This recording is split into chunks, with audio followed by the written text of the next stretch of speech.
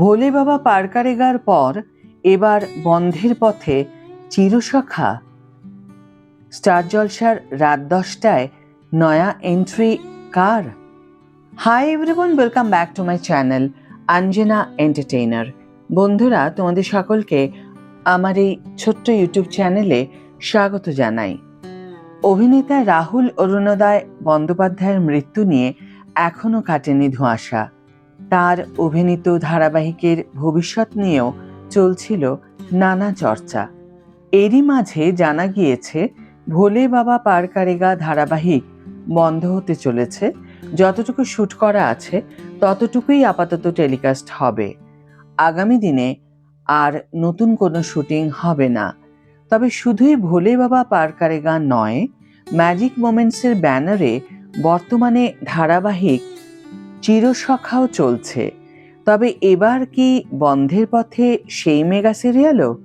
বিশেষত মঙ্গলবার সাংবাদিক বৈঠক করে ওই প্রযোজনা সংস্থার বিরুদ্ধে যেভাবে একজোট হতে দেখা গিয়েছে টলিউডকে, তাতে এই প্রশ্নই এখন ঘুরপাক খাচ্ছে ইন্ডাস্ট্রির অন্দরে।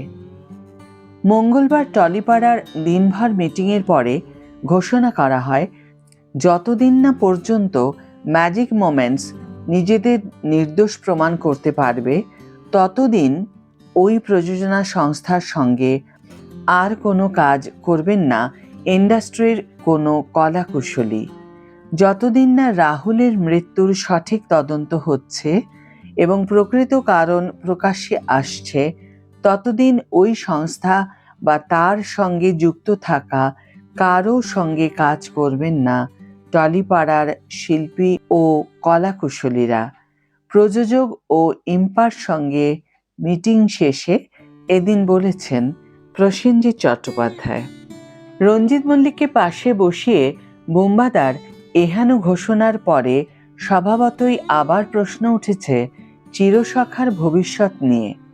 ঘনিষ্ঠ সূত্রের খবর, ভোলে বাবা পার করেগার পরে এবার বন্ধের পথে লীনা গঙ্গোপাধ্যায়ের অন্যতম চর্চিত ধারাবাহিক চিরসখা। দীর্ঘদিন ধরে চলা সিরিয়ালটি এই মুহূর্তে টিআরপি তালিকায় তেমন নজর না কাড়লেও দর্শকের পছন্দের তালিকায় ছিল অন্যতম। সূত্রের খবর, 12ই এপ্রিল রবিবার শেষ টেলিকাস্ট চিরসখার। অন্যদিকে 13ই এপ্রিল রাত 10টায় নতুন ধারাবাহিক সংসারের সংকীর্তন শুরু হতে চলেছে বলে খবর। তবে কি চিরসখার স্লটেই এবার থেকে দেখা যাবে নতুন এই ধারাবাহিক? প্রসঙ্গত, বেশ কিছুটা বিরতির পরে ফের ছোট পর্দায় দেখা যাবে অভিনেতা সব্যসাচী চৌধুরীকে, যিনি জুটি বেঁধেছেন অভিনেত্রী মানালি দের সঙ্গে। স্বামী স্ত্রী রূপে তাদের জুটি প্রথম ঝলকেই দিয়েছে বড় চমক। সঙ্গে আবার দেখা যাবে অভিনেতা শুভাশিস মুখোপাধ্যায় ও পরাণ বন্দ্যোপাধ্যায়কেও। আজকের ভিডিও এখানে শেষ করছি বন্ধুরা। ভিডিওটি যদি ভালো লেগে থাকে তাহলে অবশ্যই একটি ছোট্ট করে লাইক দিও, শেয়ার করো বন্ধুদের সাথে, কমেন্ট করে জানিও তোমাদের মতামত। যারা এখনও আমার চ্যানেলটিকে সাবস্ক্রাইব করোনি তারা অবশ্যই চ্যানেলটিকে সাবস্ক্রাইব করে আমার পাশে থেকো।